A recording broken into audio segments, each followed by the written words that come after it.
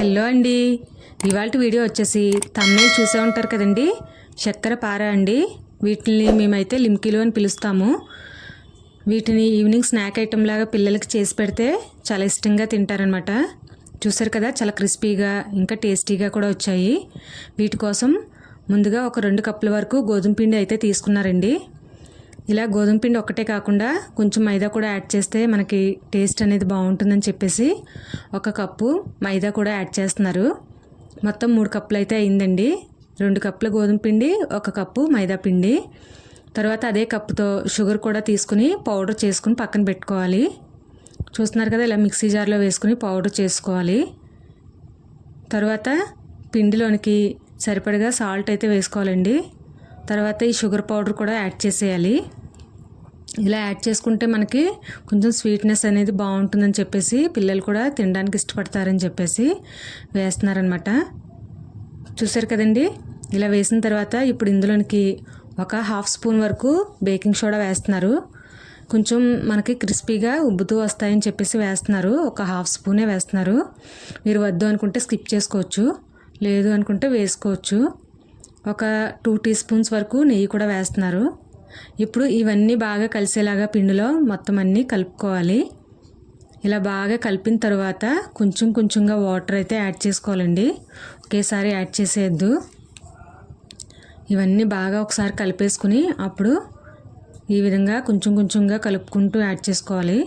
ఒక చపాతీ ముద్దలాగా అయితే చేసుకోవాలండి. మనం కొంచెం మంచిగా బీట్ చేసుకుంటూ కలుపుకుంటే మనకి చపాతీ అనేది సాఫ్ట్గా ఎలా వస్తుందో అలాగే ఇవి కూడా లిమ్కీలు కూడా మనకి సాఫ్ట్గా ఇంకా క్రిస్పీగా కూడా వస్తాయి. చూసారు కదా, ఈ విధంగా అయితే చపాతీ ముద్దలాగా బీట్ చేసుకుంటూ చేశారు. ఇప్పుడు వీటిని కొంచెం కొంచెంగా తీసుకుంటూ ఉండల్లాగా చపాతీలాగా ఒత్తుకోవాలి.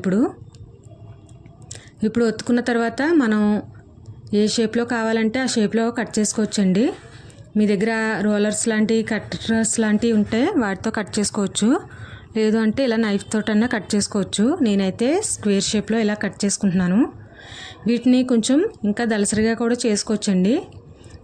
దలసరిగా కంటే ఇలా చేసుకుంటే కొంచెం క్రిస్పీగా ఎక్కువగా ఉంటాయని చెప్పేసి నేనైతే కొంచెం పలచగానే చేశాను అనమాట. ఇప్పుడు డీప్ ఫ్రైకి సరిపడగా ఆయిల్ అయితే పెట్టుకున్నాక అది బాగా హీట్ అవ్వకూడదండి. మీడియం ఫ్లేమ్లో కొంచెం హీట్ అయిన తర్వాత ఇప్పుడు ఒక్కొక్కటిగా వేసుకోవాలి. చూస్తున్నారు కదా, ఇలా చల్లుతూ వేసుకుంటే మనకి ఒకే చోట ముద్దలా పడిపోకుండా ఇలా వస్తాయి.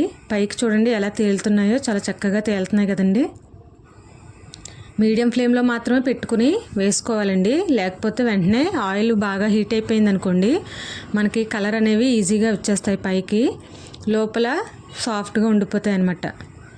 అదే మీడియం ఫ్లేమ్లో పెట్టుకుని బాగా గోల్డెన్ బ్రౌన్ కలర్ వచ్చేంత వరకు వేయించుకుంటే మనకి లోపల క్రిస్పీగా ఉంటాయి, అలాగే టేస్టీగా కూడా వస్తాయి. చూసారు కదా, మరలా వేరే చపాతీ కూడా చేసి ఈ విధంగా కట్ చేసుకుంటున్నాను.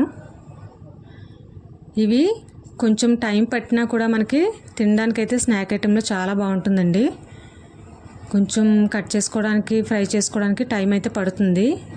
అన్నీ ఈవెన్గా గోల్డెన్ బ్రౌన్ కలర్ వచ్చేంత వరకు మనం ఫ్రై చేసుకోవాలి వీటిని అన్నింటినీ కూడాను. ఇలా ఫ్రై చేసుకున్నాక ఇప్పుడు ఒక ప్లేట్లోకి అయితే తీసేసుకుని వీటిని ఒక ఎయిర్ టైట్ కంటైనర్లో పెట్టుకుని స్టోర్ చేసుకుంటే 1 or 2 months అయినా సరే ఈవినింగ్ స్నాక్ ఐటెంలా చక్కగా తీసుకోవచ్చు అనమాట వీటిని. చూసారు కదా, ఇలా ఎయిర్ టైట్ కంటైనర్లో ఏదైనా మీరు స్టోర్ చేసుకుని పెట్టుకోవచ్చు. చూసారు కదండి, ఇదండి ఇవాళ వీడియో. మీకు కనుక నచ్చినట్లయితే ప్లీజ్ లైక్ చేయండి, షేర్ చేయండి. కొత్తగా చూసిన వాళ్ళు సబ్స్క్రైబ్ చేసుకోండి.